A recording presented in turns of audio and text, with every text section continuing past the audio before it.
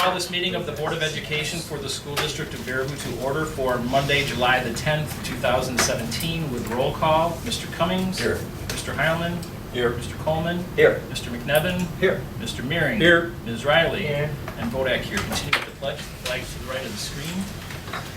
I pledge allegiance to the flag of the United States of America and to the republic for which it stands, one nation, under God, indivisible, with liberty and justice for all.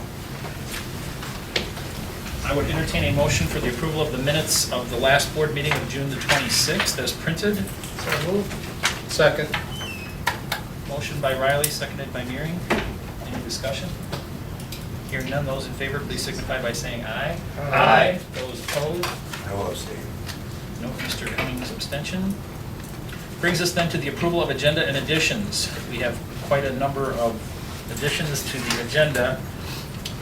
First, a correction. If you go to the new hire, Kristen Harbord at GLW, that is a grade 2 position, not a grade 1.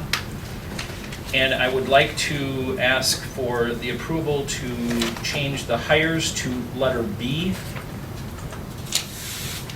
and add letter A, or replace with a letter A, that is the approval of resignation, and that is Jordan Chavez, a West kindergarten teacher with liquidated damages. And then to what has become B, the approval of new hires, add a number 2, Amanda Bryce, which is a West kindergarten position. Add a number 3, Sarah Fowler, which is a 4K position. Number 4, Tyler Fish, which is a Jacktown Middle School health teaching position. Number 5, Lynette Matisse, which is a 4K position. And lastly, number 6, Yvette Updike, which is Director of Business Services. Those are the corrections and additions to the agenda, and I would entertain a motion to approve them as presented. So moved. Second. Motion by Cummings, seconded by Coleman. Any discussion in regards to the changes, corrections, and adjustments to the agenda? Hearing none, those in favor signify by saying aye. Aye. Aye. Those opposed? Motion carried, agenda thus adjusted. Brings us to correspondence. There was correspondence included in your board packet. Any additional correspondence? Yep, I have 2. One, we just received notification from the U.S. Department of Education that the project Teach to Lead that Amy DeLong collaborated with Jane McMahon, Teresa Lean, and Melanie Meister was one of 3 that were selected from the Chicago Summit to be fully funded. So we just received that notification. We are yet to find out more details, but so excited I had to share it tonight. And then on a less formal note, Dale Markart, who's one of our custodians, received a new heart 2 weeks ago, and he was in here today. He looked 20 years younger, and he's having a speedy recovery, so I just thought I'd share that. Great. Thank Awesome. you. Awesome. Thank you. Is that it? Yep. Brings us then to public viewpoints. Is there anyone here for public viewpoints tonight? Not sure who it would be. Any public viewpoints? Any public viewpoints? Hearing none, let's then move to reports. An update on Kid Stop, Amy Fosbender and Pat. Come on up, Pat. Don't leave her alone. So, you can come on up, Pat. So this is really. Todd, if you sit, we ask questions of the person who's. Is that right? Okay, go ahead. So Pat and I thought this would be a great chance for us to share a little bit about what's going on with Kid Stop. Today we're just going to talk a little bit about some of the celebrations of things that are currently occurring at Kid Stop, but then also explain a couple of changes that are going to be happening in the coming year. So, Kid Stop program. Sorry.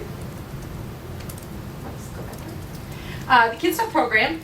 It is offered to every child in grades K through 5. It is part of the Young Star program, and one of the things that Young Star stands for is the student ratio of 18 students to 1 adult.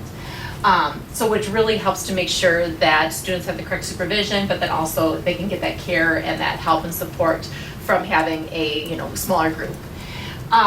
Some of the things that we, as a Kids staff, are committed to is having a dependable, affordable, quality childcare program. I think that's something that the parents really appreciate, is that it is something that they can have before and after school, and it's something that's really affordable. It has a lot of different options to enhance the physical, intellectual, social, and emotional development of children. We met with Kids staff today, and we're talking to them about what are some of the things that they like most about Kids and they talked about how Kids really is about supporting the whole child. So we support the students that maybe need some extra help with homework during the school year, but we also have them outside engaged in physical activities, playing on the recess equipment or other games there. We have different things with mind, just enhancing the things that they're doing with different kinds of games or puzzles and that type of thing. So we're really working on supporting that whole child there. We ensure a safe, supervised, and structured activity time. So at the different sites that we have, we make sure that the kids have the things that they need, and they give a variety of different choices with what they want to do as well. We nurture, support, and personally interact with the children. They recognize and encourage the development of children's individual interests and talents. Again, the staff today were talking about how since the students tend to come year after year, they've really gotten a chance to get to know the students, and so they can find out what things they like to do, and they can offer those to them. Provide homework assistance to those that need this. So I think that that's a great thing for parents, that sometimes maybe don't have that time at night. We do offer that during the school year just as another support to them. And then it also really is expanding the use of the school facilities. So when you think about having it at GLW and having it at East, it's a great just way to use the building that's already currently there. So the Kids Talk program, Pat Gavin has been a coordinator since 1999. We talked today how she really is the origination of this program. So as a coordinator, she is there on an everyday basis, dealing right away with the staff and with the students. And then this will be my going into second year as supervisor. With staff, we have 8 staff at the East site, and we have 8 staff at the GLW site, and 20 summer staff. As far as our numbers enrollment, last year we had 373 children were registered. Average number in attendance was 65 at East and 75 at GLW. The East site services the students that go to East and in Abe, and then at GLW we have GLW, North Freedom, and West students. Numbers are a little different on Wednesday. Yes, that's a good point, because on Wednesday with early release, what do you think, Pat, would be? East probably around 70 and GLW right at about 100. So it's on Wednesdays. And then for our summer, we have 200 children registered, which is averaging about 150 students a day, which is wonderful. And actually our kindergarten program has exploded. Yeah. We have 32 kindergartners. Wow. Which is great, just because they're getting that introduction to what is routine and structure, and doing some of the early literacy and just math concepts. When we say like that. kindergartens, these are kindergartens who have not gone through kindergarten, right? These are the ones that are going into Yeah, kindergarten. they were Correct, yeah, the they're 4 going into Ks five. going into kindergarten. So, And word got out there. Those parents must have a really good network, because all of a sudden they were like signing up like bees. So I didn't even know this existed. It was really cool. right now, yeah. Who knows what'll happen next year? So, Couple hundred girls there. 400! No, we're not quite ready to say that yet. We have to do it. So those are the things that are currently in place for Kids Stop. But this past spring, the Wisconsin Department of Children and Families came and met with Pat and myself, because they are starting to put in some things into place to make sure that Kids Stop is following the same rules and regulations that other child care programs throughout Wisconsin are. The Wisconsin Department of Children and Family, they help make sure that they're part of the funding that we get. So any child care program, it was the state, has to follow these different rules and regulations. And they have 5 different areas. The 6th one I can explain briefly to you, but there's 5 different areas that they're looking at. And just giving us suggestions and also mandates as far as like how can we make sure that we're keeping everything safe for the students, that we have the training for the staff that are part of this. So for operational requirements, they outlined a variety of things that we have to make sure that we have the correct credentials as people that are, supervising and coordinating this. They want to make sure that Pat and I have the training to do that. They want to make sure that the staff have the correct background checks completed to make sure that we have people that are dependable and reliable working with the students. They want to make sure that We have the children's records, that those are all in place so that we have all of the medical forms current. We have the correct medications filled out as far as how do you and how often do you give a medication. So they just have all of these things outlined for us under the operational requirements. For staffing, they are looking at what are the things that the staff that are currently working with the students, what are the things that they need to make sure that they're able to do. So there are certain trainings that they want staff to have, and I'm going to speak to that in just a second, but they're just outlining for everyone, saying that if you have these people working with these children, they need to have certain qualifications and requirements met in order to be working at these child care programs. The physical plan and equipment, they want to make sure that we have things in place to make sure that the buildings are safe and that we follow these emergency plans that you would as a school system. The program, they want to make sure that we have child guidance procedures in place. So if we have to do things like discipline, that those things are what we would expect or what we would want in any child care program. So they give you certain suggestions. Transportation, they want to make sure that when we do things like shuttling kids back and forth, or if we're taking kids on a field trip, that we're following all the correct measures. So for example, there's a little alarm at the back of the bus, and bus drivers should always, whenever we've got Kid Stop students on this, they have to go to the back of the bus, set this alarm before going, and that way, at the very end of the night, they'll be able to go and check to make sure that they haven't missed any students. So there's just certain things that the department came and talked to Pat and I and said, these are what we need to have in place. So Pat and I have begun looking at what's going on currently, and they had a ton of celebrations. The two women from the department came and were extremely impressed with what Pat has put into place over these last several years. So currently we already do that close supervision. We have, the 18-to-1 ratio. They're recommending that for some of our younger students that actually is 14-to-1. So we are going to have to look at possibly doing some additional hires just to make sure that we have smaller group sizes for some of those kids that are younger. But they were really impressed with the records that we're already currently keeping for our students, making sure that we have those things in place, like what is their immunization records or what are the special dietary needs. We've already got a lot of that in place. The components, as far as like what we offer for students, they were very impressed with what we have inside and outside. They thought the swimming lessons that Pat has arranged for the summer program, they were just completely wowed that we had already had that in place. So again, a lot of these things we're already currently doing, we just have to enhance and change a couple of things. And then the safety precautions, Pat has already been leading fire drills and tornado drills, but now we want to talk about what are some of the other evacuation. Not excavation, we just met with playgrounds here. Evacuation plans in place, just to make sure that those staff know what do we have to do in case of an emergency and have that all outlined. So again, these are just a couple of the highlights of things that we're currently doing that are great and in line with what they're expecting. But there are some things that we need to change and adjust. And so Pat and I have begun that process, and today we met with staff to talk to them a little bit about what are these changes. So as far as the operational requirements, the big picture, we're going to implement an employee training day where we'll go through and really lay out, okay, how do we report incidents? If there's something where we recognize that there might be a situation of child abuse, going through and really training the staff on how do you correctly, document and notify other people about this.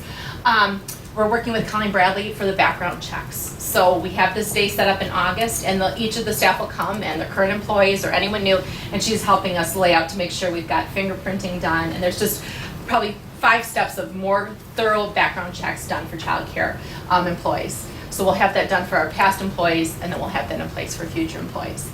And then as far as the registration packets, we're going to just tweak that just a little bit to make sure that we have all the things that the state is requiring us to have. So again, we have a lot of those things in place, but now we're just going to switch to their forms just so it's really easy when they come and check, and that's what they will do.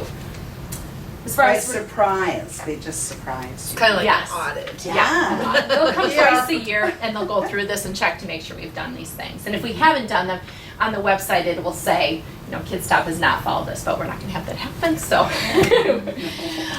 as far as staffing, this was the biggest change that we've noticed. We talked to the staff about it today, and really they were very excited about it because a lot of times they'll say, we want to be trained in things that maybe EAs or SEAs have, but that's always on Wednesdays when they're working at Kid Stop. So now we're putting things in place to really help give them the training that they need. So what it comes down to is the staff would need to be trained in CPR and first aid. They also need to have, if they're working 20 hours a week, they have to have 25 hours of professional development every year. So we've laid out the days in August, and then we have one in January and one at the end of the year, where we will go through some of the trainings of the, what are some of the, evacuation plans that we have, or how do you work with behavioral decisions, and how do you help motivate students, some of those just different trainings and things. But each of the employees will have to have 25 hours a year of professional development. The ratio we talked about is that those numbers, and Pat and I met with Lori to see, we may have to look at increasing some of our staff sizes in order to make sure that when we have the younger kids there, that we're meeting those guidelines of, right here, it's 1 to 18 if you've got kids that are 6 and over, 1 and 17 for kids that are 5 to 6 years old, and 1 and 13 for children 4 to 5 year olds. And then also, another change that we talked to staff about is the department would like us to make sure that we have a tracking system for kids. So if kids are going from one room to another room, they suggested even just having like a lanyard with this with student names on them, so that way we know at all times where kids are. Pat has been using a great system using walkie-talkies, but now this will be right there. You'll have all the kids' information right there and present. So that's just another little thing we're gonna do. As far as the physical plan and equipment, I'm just gonna work on making sure we've got regular walkthroughs of the building to make sure that it's meeting all those requirements and making sure that there's nothing that would be harmful for the kids present.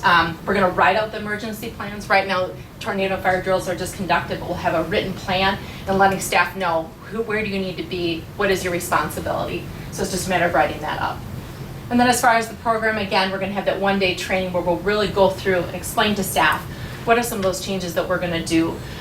The registration packet, we're gonna be a little bit more specific for parents so they know this is the goals that we have for the program, and this is how we'll handle situations like discipline, which is one of the recommendations they talked about. And then just updating some of the medical and injury logs. Transportation, this will be something I'll be working with the bus company just to make sure that we have some of those things in place, like the alarm that we talked about. So again, those are the basic changes that we're gonna have made. The biggest one was just the staffing. And that's really where we wanted to talk to the current staff to let them know that we're here to really support them and we want to take advantage of this professional development. So we just shared this as just kind of an outline so you can see this, but we have things in place for them to get trained for CPR and first aid and working with Danny Scott on that. And then we've got days set aside, August 22nd, January 19th, and June 6th, where we'll go through and begin doing some of the professional development with them. And we got our first hour today, so that will be how we make our 25. And then the other thing is we wanted staff to know that the state is requiring that there's certain trainings that are done and certain things that need to be in place for each of the employees. And what they are suggesting is 2 non-credit classes in childcare. So the first one is Introduction to the Childcare Profession, and the second one is Skills and Strategies for the Childcare Teacher. And so these classes will just give them more information about how do you successfully and just really interact with kids in a childcare setting. So our current employees, a lot of them do not. I think maybe one of them has one of the requirements that they're saying, and so we're going to work with them to basically give them the books that they need for this class and then help support them in taking the class. So the staff was pretty, I think, really excited about this opportunity because a lot of them have been working in KidStop and a part of this, but they maybe haven't had all of the background classes of childcare development and how do you go about working with little kids or just some of those strategies, and now we'll be able to give them that support. And with that, You had on that last slide some training or qualifications for new employees. Yes. Do you think that'll be difficult to get those employees at that level? I don't know. Pat, we do have probably 4 or 5 new employees already that we know that we'll have to hire in August. And so we're going to put that out there. If you have had maybe a 1 credit class in early childhood, there might be people that are looking for a job to do something like that and pick up a couple of hours. Sure. I'm not sure yet. It'll be interesting to see. If they don't have it, this is what the state is recommending as a really, I guess I would say, cost-effective and just an easy way to get the training that you need for that. Sure. The other question, we talk about safety training, and Are we doing, when you talk about safety training, are we doing ALICE training too? So what I'd like to do is a lot of the staff have heard about the ALICE training, but they miss those Wednesdays. So then I'd like to do some sort of, Sure. we wouldn't be able to do the full extent, but some No. sort of an abbreviated plan with them because, you know, Yeah. it's happening in the school setting, so definitely. Sure, okay, thank you. Are all the Kid Stop employees just Kid Stop employees, or are some assistants, or? Great question, yeah. A majority of them are educational assistants or special educational assistants. So they're already currently employees. And for this summer, we have, Alex was a teacher in Yep. the district now. We have, and our art teacher is Rachel Studebaker, who's also a teacher. And she's so, yeah, we have a variety in the summer, Yeah. quite the variety. Otherwise, it's usually special ed, a lot of special ed assistants as well. So I gotta piece it together because I can only work them 5 hours because they work 35 hours as a special ed assistant. So I need a large staff to kind of piece it all together to keep our student ratios where they're supposed to be, student staff. And Pat, you had mentioned that there's kind of like a word of mouth and a sudden surge, and they didn't really know about it. Is this something we want to drive more participation to? Should we put some effort towards letting people know that? You know, it's out there, it's on, you know, the district website, it's, if they look for it, we do not, especially with the 4Kers, we do not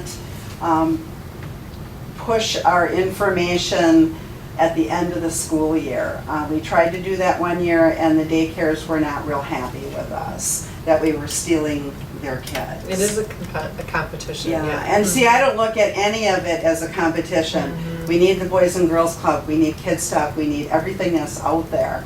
But they did think that we were, that we were competing.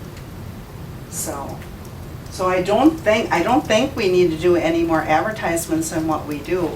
Because the problem all along has always been getting quality staff and keeping them. Especially when you ask someone, can you work at 6 in the morning till 7:45? Or can you work in 3 in the afternoon until 6? You know, it's such a little bit of a schedule that it's hard to find people that fits. So the staffing has always been an issue. But it was really neat to see them talking today about what they like about Kid Stop, and all of them would say it's the kids, and then they said it was working with each other. It's a really positive, collaborative staff, and while there's a lot of these changes that Pat and I are sifting through and trying to figure out and map it out for them to make these changes as easy as possible, I think the staff are really excited about some of the training and opportunities that they have for their own professional growth. But you can just tell they're just committed to the program and working with these kids. It is a real benefit to the community to have that service out there. And I just really want you guys, as the board, to know that the Department of Children and Families had come and met with us, and that there are some things that are coming that are changes. In case you get some feedback, you know, from Kid Stop workers, why these changes are occurring. It's not Amy and Pat decided we need to do something different. Right, we drilled that It really is- hard today. It's being driven by the Young Star Rating Program, which is facilitated by DCF, and all childcare providers in the state get a rating based on how well they meet those regulations. And so it's a benefit to the district that we do all we can to have the highest rating, because it gives our parents a guarantee that we are offering a high quality program. So, Thank you. Thank very you. much. Keep up the good work. Thank you. We have a late resignation that came in. And I just forwarded it to you all, so I'd like to add that to the agenda That under. would be a number 2 under A, approval of resignation. And then can we add a C, approval of posting for school nurse? Right? The school nurse? Yes. Don't take it. Oh, don't take what? Oh, the resignation? Yeah, I know. It came too late. Came too late. I don't know, I will do. Okay, so again, the suggestion is to add number 2 under the approval of resignations, Amy Fisher for school nurse, and then add C, posting for the school nurse position. Is there a motion to adjust the agenda once again for that? So move. I will second that. Motion by Riley, seconded by Meering. Well, we're just. There's not going to be an Changing the opportunity to agenda. adjust it before we act, so this will be the last one. That's Okay. right.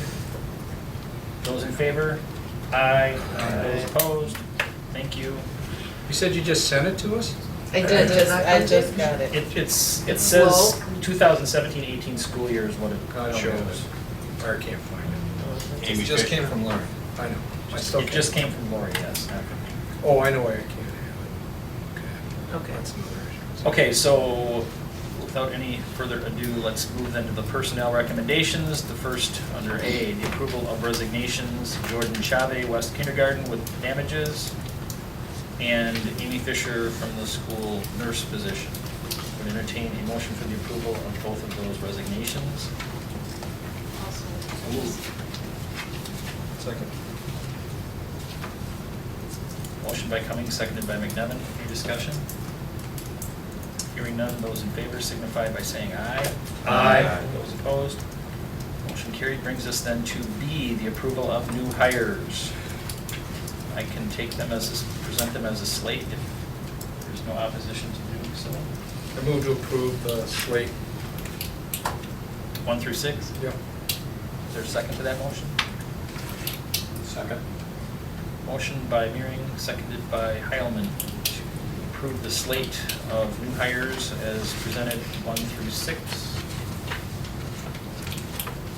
Any discussion? According to the email here, Kristen Hartward, Yes. base 37,000, supplemental 8,000. Yes, They have a total of 43. correct. Is it supposed to be 40? 45. It's supposed to be 43, the supplemental is an So 8,000. the supplemental is Yes. 6,000. Yeah. Thank you for that, Tim. Okay. Her contract is for 43,000. Any further discussion? Hearing none, those in favor signify by saying aye. Aye. Those opposed? Motion carried. Brings us then to C, the approval of posting for the school nurse position. Entertain a motion to that effect. So moved. Second. Motion by Riley, seconded by Meering. Any discussion in regards to posting for the school nurse position? Hearing none, those in favor signify by saying aye. Aye. Those opposed? Motion carried. Brings us then to business. For the approval of disbursements from June 22nd through the 30th, I will turn to Chair of Finance, Mr. McKevin. Move to approve. Second. Motion by I got a question though. McNevin, seconded by Cummings. And is there any discussion in regards to the disbursements? Yeah, I got a question, Kevin, on page 5 there was $39,000 for integral building systems. It says it's security services for aid, GLW, and the middle school. Non-cap equipment, is this part of the 14 referendum? Yes. No, It's this is part of the year-end Right. activity that we evaluated the year-end. Oh, when we spent Budget money in situation, threes, we yeah. said With spend about the end of year 1/3 funds. on capital, spend 1/3 on debt, and spend 1/3 into fund balance. Were you here for that? I don't think, he may not have That was been. last week. Oh. Yeah, it was. Were you? I think so. But on the aid voucher, wasn't that for the sidewalk, the playground, and all that stuff? Am I thinking Well, it might have something just been how they entered the bill, I don't know, but that's. No, I think that you're thinking That's about the something leftover money from the Yeah. referendum, so yeah, I think you're mixing. Okay, two so maybe I things. wasn't here, but what is this a company for, what's the security systems or whatever it is? It's additional cameras, well, I believe, I Well, don't it know. was, the it was invoice. replacing some cameras, adding some cameras. Okay, Yeah. I remember now. Gotcha. Any further discussion? Hearing none, having a motion and a second, those in favor of the disbursements as presented signify by saying aye. Aye. Those opposed? Motion carried. Brings us then to B, the discussion and possible approval of the 2017-18 Compass Care contract. This was a tabled item from the last board meeting. Well, I'm wondering if we can leave it on the table for now. Table it again. Only because I've got more questions, and I think with you guys coming on board, we can see what her experience in this area is.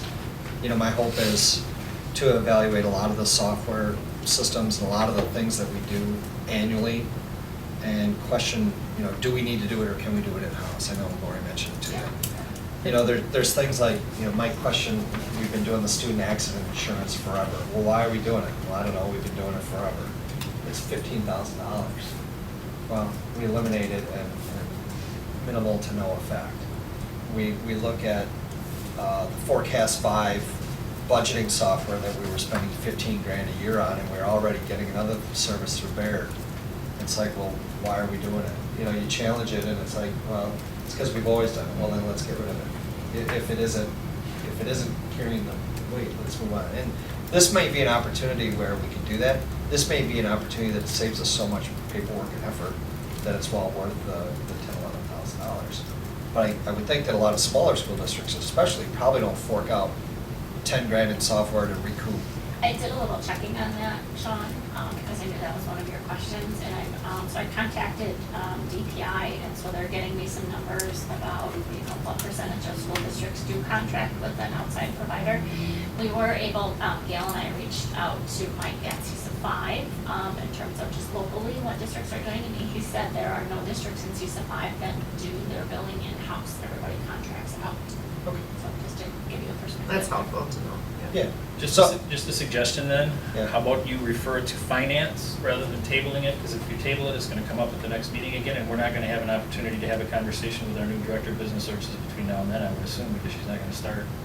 Well, I make a motion, we send the contract to finance. I have a question on that though. I mean, again, the contract is for the 17-18 school year.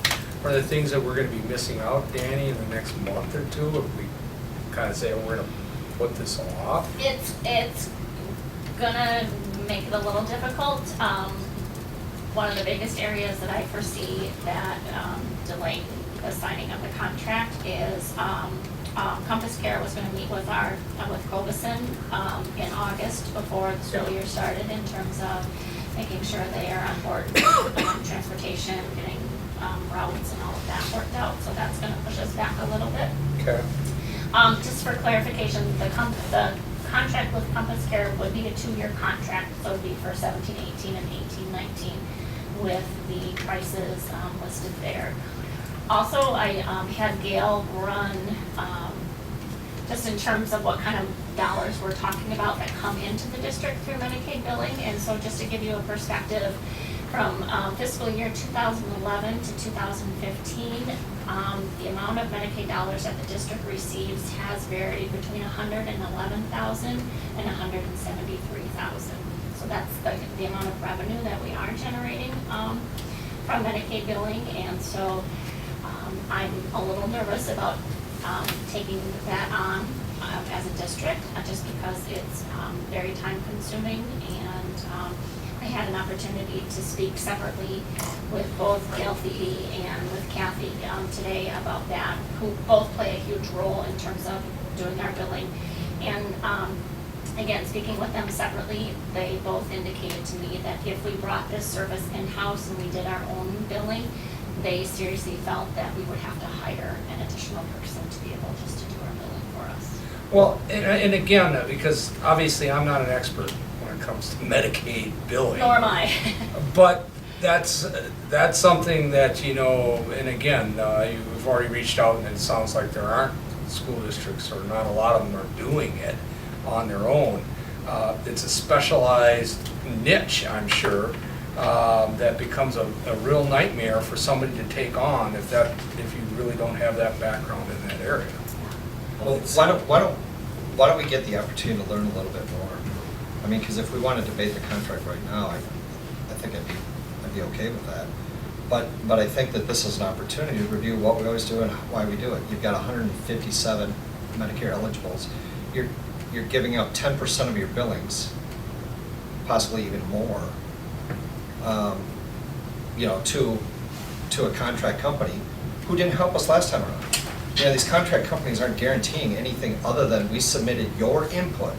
We have to do all the work anyway, and then submit it to them. They turn around, they're not doing a laborious task of submitting this to Medicaid, okay?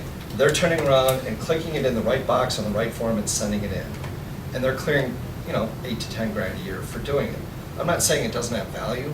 I'm just saying I don't think the value's there. And if we're already doing the work, the accumulation of the data, possibly it would have been better for us to have a better understanding of all the Medicare billing, so we don't get stuck in a pickle where we gotta pay Medicare back $100,000, right? So if we're doing it ourselves, we then clearly understand what you can and cannot do. We might have to do some professional development on it, we might have to understand what it is, rather than just filling out a box, sending it in and hoping it's right. I think we're doing ourselves a disservice by farming it out. Okay.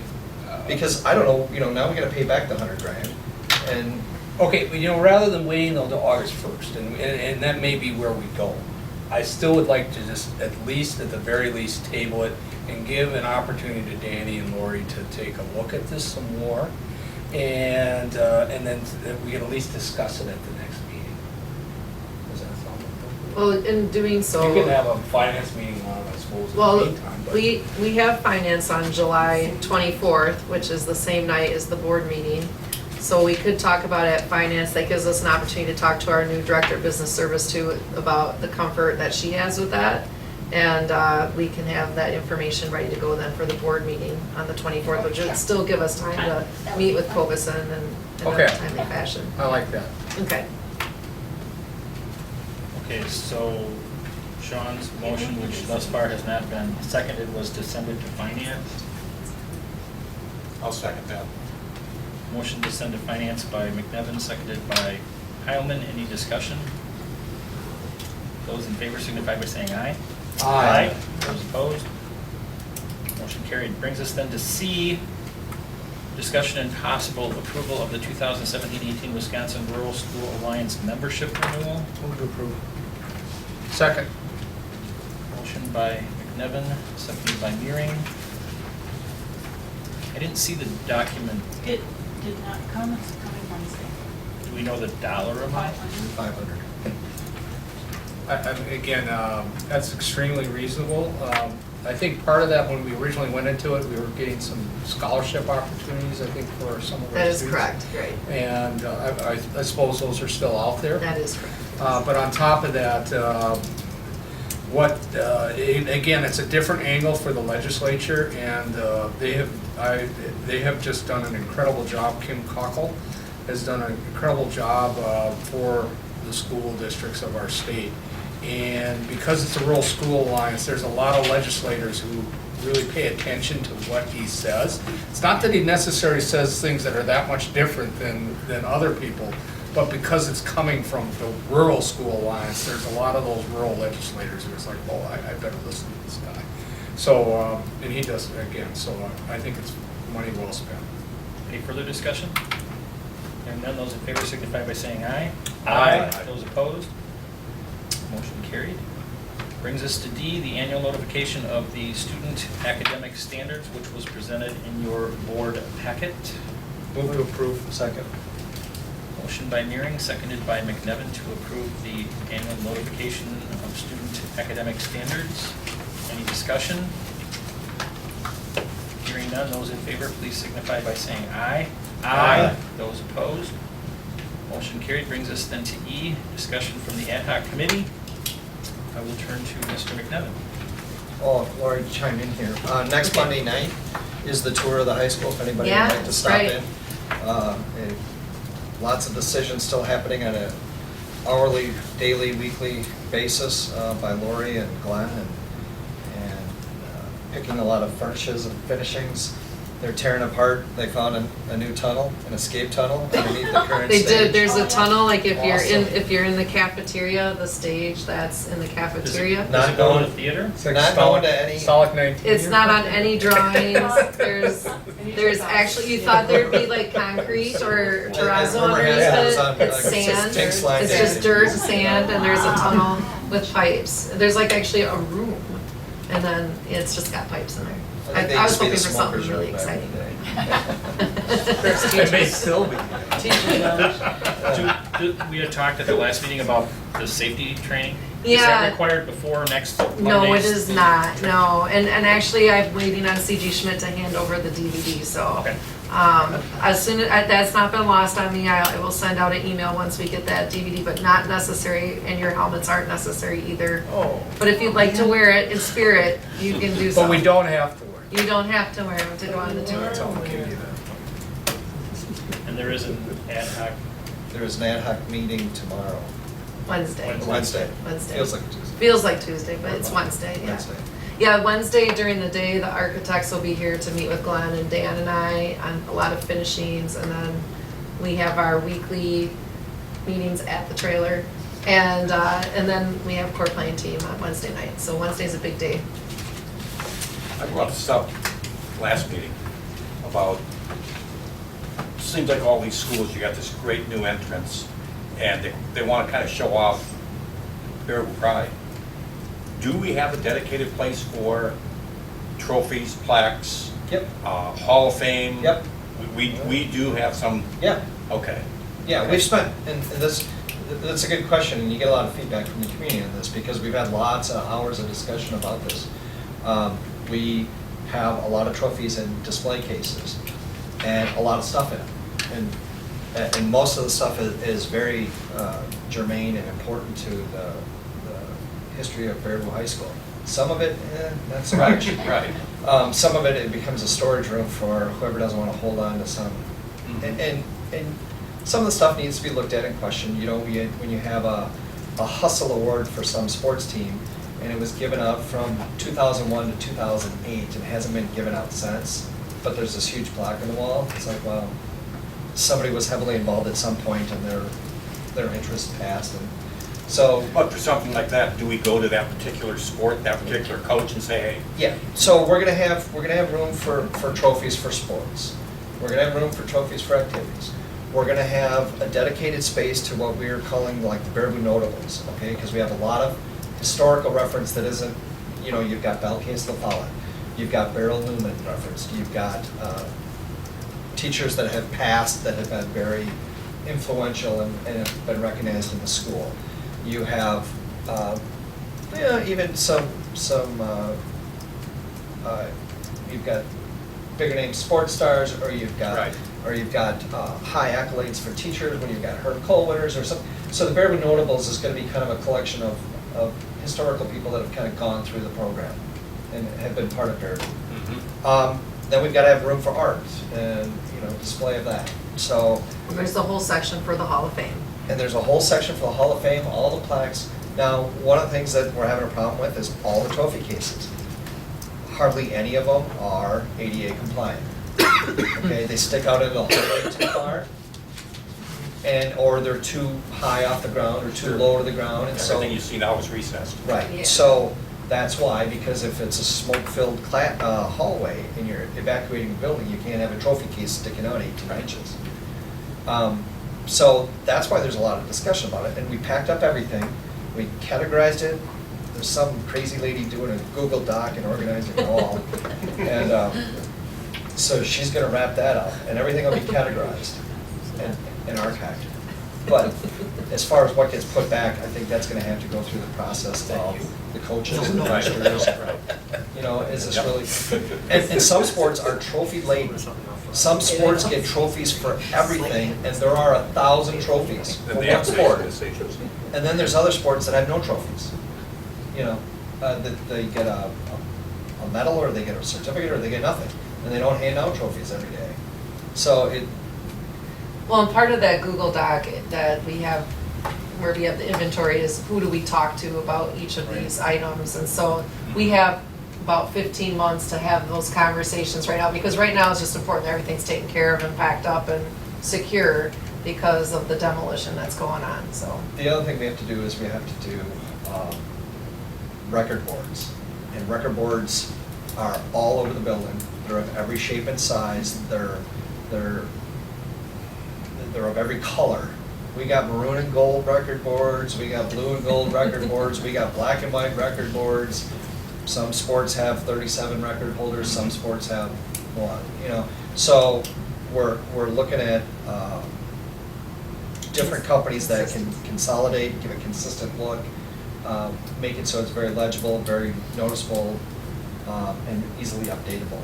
Have a little more room in the new field house for those record boards? We might need a bigger field house. Nice to bring it full circle there, Tim, that's good. but that's where we're, you know, we're not taking trophies down, but certainly, we took out whole walls that had trophy cases on it. They gotta go somewhere, and we're not building new walls, so we're gonna have to figure out how much room we have and. Yeah. What all that's been done right now is take it down, catalog, put it in a safe place, decision time is 15 months from now. Right, but there must be some things in the plans as to this is. Yes. Yeah, Yeah. it hasn't been decided, and we're trying to figure out square feet of storage space we have now versus square feet of new storage space, and, you know, what, you know, some things gets prioritized. and- But to further answer your question, Tim, so the designs, the architectural design for the lobby includes new trophy display areas that are recessed, like you just talked about. Yeah. Anything else? Thank you for the update. Hearing nothing else, I entertain a motion to adjourn. So moved. Second? Hearing a motion and a second. Those in favor? Aye. Aye. Those opposed? Thank you.